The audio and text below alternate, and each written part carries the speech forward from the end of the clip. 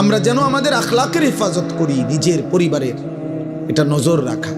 আপনারা যদি আপনাদের ছেলে মেয়ে, আপনাদের পরিবারের মধ্যে যদি আপনারা ঈমান, আমল, আখিরাতের চর্চা না করেন, বাবা কে করে দিবে? আপনার ছেলেকে আমি ঠিক করে দেব কেন? আপনার ছেলেকে মসজিদের ইমাম ঠিক করবে কেন? মাহফিলের বক্তার কাছে কয়, হুজুর বেডি ইত্তিরি ভালো করে কইয়া দিয়েন।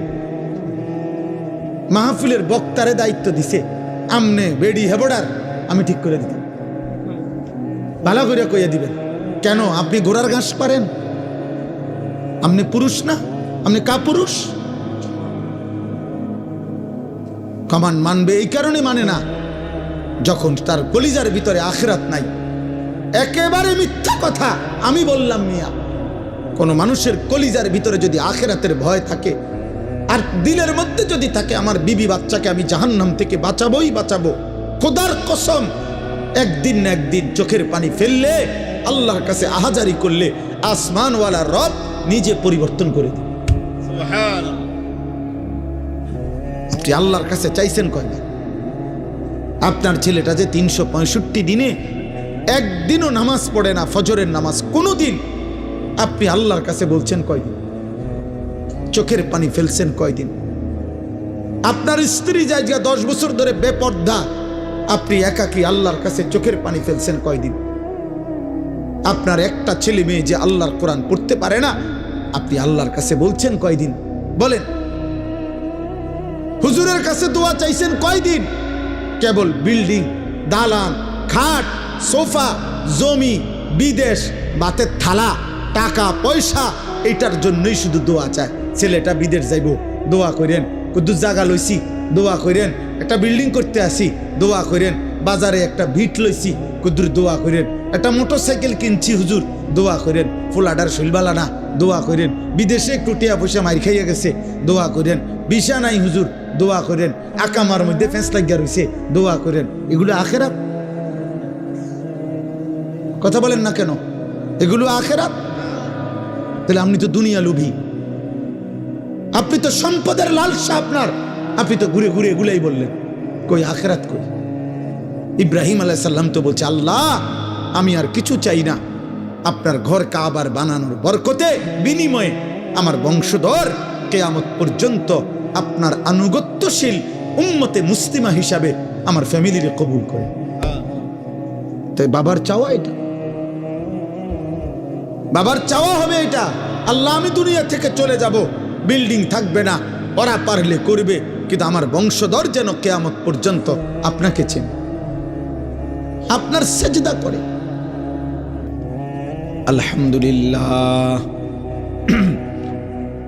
আলহামদুলিল্লাহ নাহমাদুহু ওয়া নাস্তাঈনুহু ওয়া নাস্তাগফিরুহু ওয়া নু'মিনু বিহি ওয়া নাতাওয়াক্কালু আলাইহি ওয়া নাউযু বিল্লাহি মিন শুরুরি আনফুসিনা ওয়া মিন সাইয়্যাতি আ'মালিনা من يهده الله فلا مضل له ومن يضلله فلا هادي له ونشهد أن لا إله إلا الله وحده لا شريك له ونشهد أن سيدنا وحبيبنا ومولانا محمدا عبده ورسوله أما بعد فأعوذ بالله من الشيطان الرجيم بسم الله الرحمن الرحيم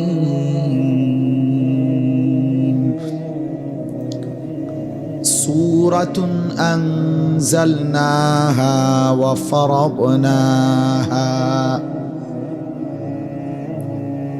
وفرضناها وأنزلنا فيها آيات بينات وأنزلنا فيها آيات بينات لعلكم تذكرون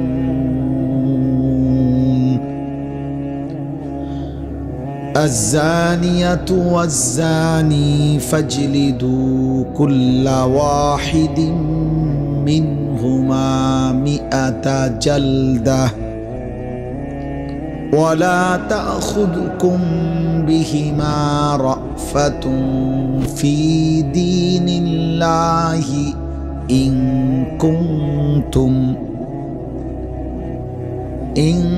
كنتم تؤمنون بالله واليوم الآخر وليشهد عذابهما طائفة من المؤمنين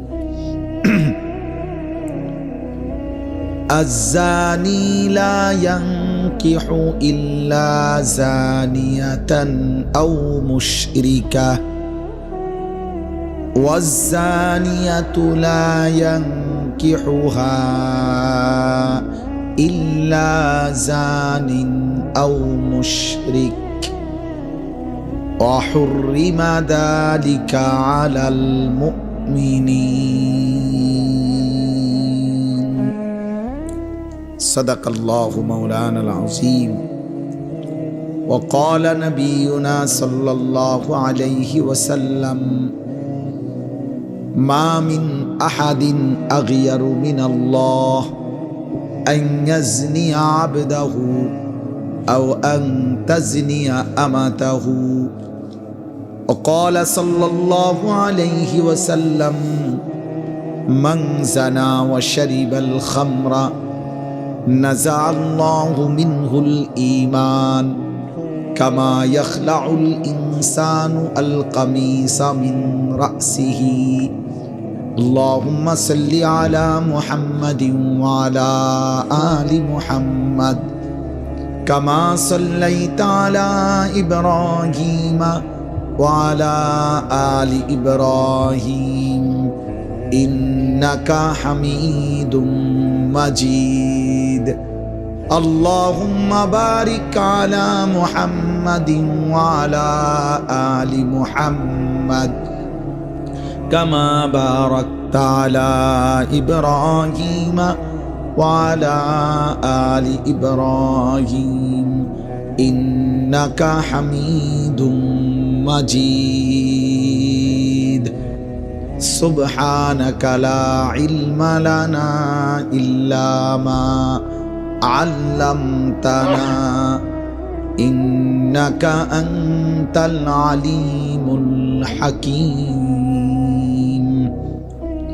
الحمد لله আল্লাহ পাক রব্বুল ইজ্জত জুল জালাল ওয়াল ইকরামের ফজল করম রব্বুল আলামিনের অপরিসীম ইহসান মেহেরবানি দয়া আল্লাহ তাআলা আমাদেরকে আজ 17 ডিসেম্বর 2025 রোজ বুধবার কুমিল্লা জেলা মুরাদনগর উপজেলাধীন পাক গাজীপুর শ্রীরামপুর হযরত আয়েশা সিদ্দিকা রাদিয়াল্লাহু তাআলা আনহা বালিকা মাদ্রাসার উদ্যোগে আজকের এই তৃতীয় বার্ষিক ইসলাহি মাহফিলে আল্লাহ তাআলা আমাদেরকে আসবার বসবার আল্লাহর জন্যই জমা হওয়ার তৌফিক দান করেছেন আলহামদুলিল্লাহ। সবার কাছে আমি আবারও একবার বলতেছি, শতভাগ মনোযোগ দিয়ে আন্তরিকতা নিয়ে আল্লাহর কথা শুনেন। প্রিয় ভাই, প্রতিটা মাহফিল ছোট হোক বড় হোক আখিরাতের আশায় করা, আমার বলা আপনাদের শোনা, ইন্তেজামওয়ালাদের আয়োজন, সব কিছুর মধ্যেই মূলত একটা ছোট মাকসাদ মূল থাকে যে আমাদের যেন জীবন পরিবর্তন হয়, আমাদের মধ্যে যেন অনুভূতি আসে, ভাবনা তৈরি হয়, আমরা যেন আখিরাত নিয়ে ভাবি, নিজেকে নিয়ে ভাবি, আমার মধ্যে যেন এই অনুভূতি জাগে যে আমার মৃত্যু পরবর্তী জীবন কি হবে, গুনাহ আমার কি ক্ষতি করে, নেক আমল আমাকে কি উপকার করে। জাহান্নাম থেকে বাঁচবো কিভাবে, জান্নাতে যাব কিভাবে, আমার আল্লাহ তাআলা আমার কাছে চান কি, আমি করছি কি, এই কথাগুলো বুঝা, উপলব্ধি করা বারবার উলামায়ে কেরাম ঘুরে ফিরে বলে থাকে। এই একই কথা। মনে করেন, কল্পনা করেন, কত বছর আগে আমরা আপনাদের এই শ্রীরামপুর আশপাশে ওয়াজ করছি, তো এই একই কথা। আজ কোনো নতুন কিছু নিয়ে আসছি যে চাঁদের দেশ থেকে বা মঙ্গল বিজয় করে মঙ্গল গ্রহের থেকে কোনো কথা নিয়ে আসছি, এমন কিছু না। ওই একই কথা, আখিরাতের চর্চা, কবরের কথা, পরকালের কথা, গুনাহ ছেড়ে দেওয়ার কথা, আল্লাহ তাআলার আনুগত্যের কথা। আমার মনে আছে যে ওনার নাম হলো রুক্কু মিয়া চাচা। হ্যাঁ, ওনার মাহফিলে আমি আগে অনেকবার আসছি সোনাকান্দা থাকতে। জি জি, রুক্কু মিয়া চাচা, অনেকবার ওনার মাহফিলে আমি বয়ান করছি। আজকে আসার পথে এখন বললাম যে আমাদের বাহার ভাইয়েদের মসজিদ বাড়ির সামনের যে, ওইখানে বয়ান করছি। এখানে আশেপাশে আমি অনেক জায়গায় হ্যাঁ আসছি। তাইলে বলার উদ্দেশ্য হলো ভাই, এই বছরের পর বছর আল্লাহ যেটুকু বলার তৌফিক দিছেন, মূল ফিকির আখিরাত, মূল ফিকির পরকাল। আমাদের কারো কোনো জনপ্রিয়তা দিয়ে দুনিয়াবি কোনো ফায়দা নেই, আখিরাতের কোনো ফায়দা নেই। পদ পদবি, সুনাম সুখ্যাতি, জনপ্রিয়তা, লোক বেশি লোক কম, এর মধ্যে কিচ্ছু নেই, বরং ঈমান আমলের মধ্যেই সবকিছু, একটা একটা গুনাহ ছেড়ে দেওয়ার মধ্যেই সবকিছু। ওয়াকিফুহুম ইন্নাহুম মাসউলুন, কোরআনুল কারীমের মধ্যে আছে আল্লাহ তাআলা হাসরের দিন ফেরেশতাদেরকে বলবেন, আমার একজন একজন বান্দাকে এনে আমার সামনে দাঁড় করাও, আমি আল্লাহই আমার বান্দাকে জিজ্ঞেস করব।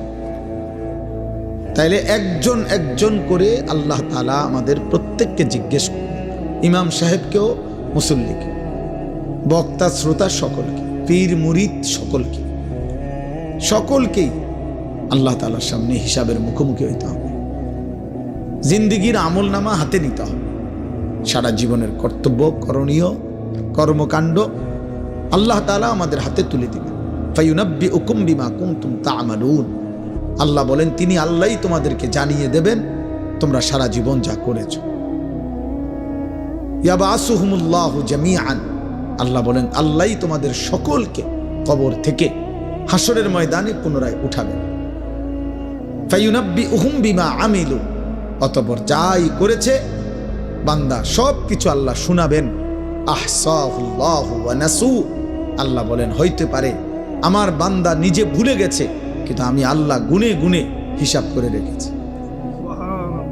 ওয়া কুল্লা শাইইন আহসাইনাহু কিতাবা, আমি সব কিছু আমল নামার মধ্যে গুনে গুনে লিখে রাখছি। বান্দা তোমার এক বিন্দু জুলুম হবে না। অহুম লা ইউজলামুন, আল্লাহ তাআলা বলছেন আখিরাতে বান্দা এক বিন্দু জুলুম হবে, তোমার একটা নেকিও কম হবে না, তোমার একটা গুনাহও বেশি হবে। ঠিক তুমি যা করেছো তাই, ঠিক তুমি যা করেছো তাই, কোনো কমতি বেশতি, লা জুলমাল ইয়াউম। হাসরের দিন আল্লাহ বলবেন বান্দা আজ কোনো জুলুম হবে না, আজ ইনসাফ হবে, আজ ন্যায় বিচার হবে।